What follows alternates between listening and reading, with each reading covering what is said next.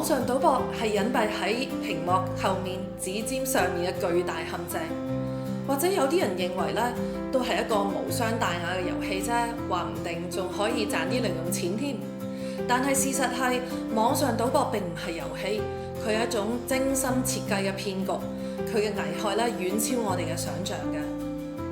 第一，網上賭博係一個無底嘅深潭，佢利用人性嘅弱點，等你有就差少少咁樣嘅錯覺裡面不斷咁樣落注，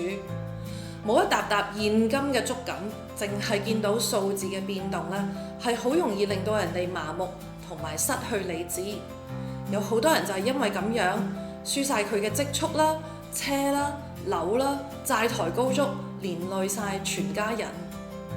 第二，網上賭博係一種摧殘身心嘅慢性毒藥。沉迷於賭博嘅人呢，精神長期處於高度緊張同埋焦慮之中，贏嗰陣時就好亢奮，輸嗰陣時就非常之沮喪，情緒就好似過山車咁樣，非常容易導致失眠啦、抑鬱啦等等心理問題，令到人逃避現實，疏遠家人同埋朋友。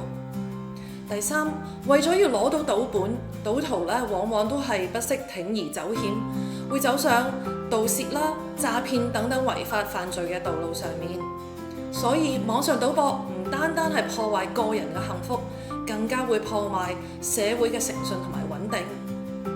更重要嘅係，網上賭博係冇邊界嘅，佢哋就喺我哋嘅手機裏面潛伏喺我哋嘅身邊，誘惑住我哋。所以我哋實在係需要提高警覺，唔好點擊陌生嘅 link， 唔好下載可疑嘅 app， 培養健康嘅興趣愛好，用運動嚟充實生活，遠離誘惑。仲有要關心身邊嘅人，如果發現屋企人或者朋友有沉迷嘅跡象嘅話呢，就要即時去勸阻幫助佢哋，必要時尋求法律同埋專業機構嘅支持。